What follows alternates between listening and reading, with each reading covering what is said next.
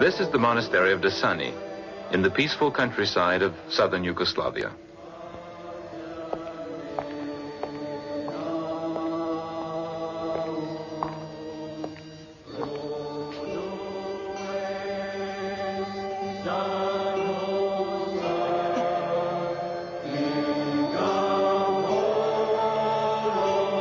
The church was decorated with frescoes in the middle of the 14th century. Recently, the question has been asked, do the frescoes of Desani represent spaceships?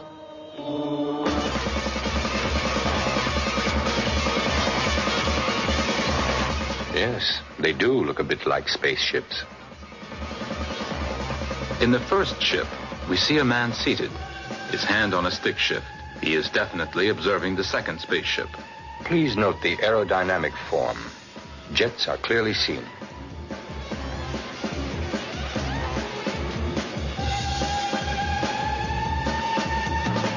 The spectators are protecting their faces with their hands. They are obviously terrified.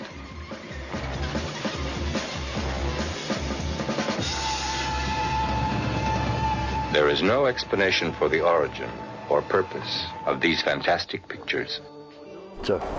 So I have founded the Nikola Tesla Institute here in Brazil. Yes. 4 years ago, and we have a small research laboratory. And thousands of people around Brazil are interested in this Tesla technology. I have my laboratory since 10 years now, and we have some small devices, flying devices that we can fly with energy, wireless energy. And one of our objectives is research in new energy sources for propulsion. So in our laboratory, we are building some small devices that use electrostatic propulsion, and we want to recreate propulsion systems that are observed in flying and unidentified flying objects. So can you please tell us a little bit more in your experience in observation and in history, if there are some archaeological or writings that show how are we visited, with what type of technology in terms of energy? Tesla was so but I have no idea what kind of energy they use. You know, we have descriptions, for example, in the Bible, Prophet Ezekiel, where he describes that the splendorness of the highest descended with smoke, fire, trembling, loud noise, etc. So it was really an object, it was not spiritual. Or for example, Moses describes when the Lord comes on the holy mountain, it's again with smoke, fire, trembling, loud noise, etc. In ancient India, we have descriptions of different vehicles called vimanas, but they are different types. Some of them could fly to the moon, others of them could only fly around the earth. It's like our aircrafts. Our aircrafts fly in the atmosphere, but the spaceships, they go to the moon. So there are different engines. In ancient Egypt, they speak about the flying sun disk. We have no idea what energy they used, so I cannot help you with the energy.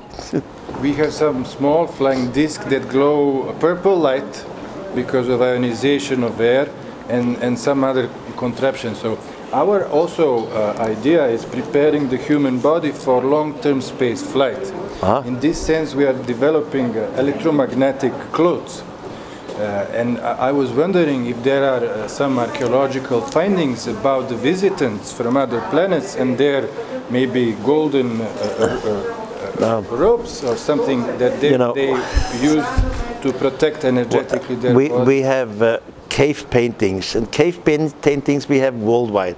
For example, in the Sahara Desert, we have it among the Hopi Indians in North America, we have it in the Kimberley Ranges in Australia, we have it near Switzerland in the valley, and the so-called gods were always represented with helmets, halos. They always had something to protect our body. Glow. They were never just normal humans, because they have to protect them against our bacteria, our vira. They had to breathe another air than we have, so they were always protected. You know, the humans never saw the face of the extraterrestrials. Even in the Bible, Moses asked the Lord, "Can I see your face?" And the Lord said, "No. Those people who see my face will die." The same thing in Sumerian Gilgamesh epic. Gilgamesh asked if he can see the face of the Lord. Says no. The humans who see my face will die. So they had to protect themselves. They were humanoid in a time. They had a head, they had arms, they had legs, but they were different to us. But about energy, I have absolutely no idea. And the third last question that I have is, we are working on the human bioplasma technology. We have to analyze the human bioplasma and potentialize. We worked with psychics, with psychic experiences that have telepathic abilities. So the third question is, how do we communicate? Are there any findings in your research on this type of communication? No. I mean, communication was always easy. Look, in our time, 100 years ago, our ethnologists, they went to, for example, to the upper Amazon River, or they went to the upper Nile in Africa. There were tribes living who had complete different languages to us. No one of the tribes of the natives speak German or French or Italian or English. All complete different languages. But the language was never a problem. The humans, the ethnologists, after 2-3 months, they spoke the language of the extraterrestrial. There was no problem of communication. You know, in my view, these extraterrestrials who were here some thousands of years ago, they behaved themselves like today's ethnologists would do. They studied a few tribes, they studied a few language, and they could speak with them. Whenever a contact was made between human and the extraterrestrials speak the language of the humans, because they have observed them before for maybe a few weeks. And with their computer, they have analyzed the language. So there was always a communication. Telepathy is something different. This is a wave which functions between the brain. But I'm not a specialist in telepathy. Okay. Thank you. Thank yes, you my so dear. much.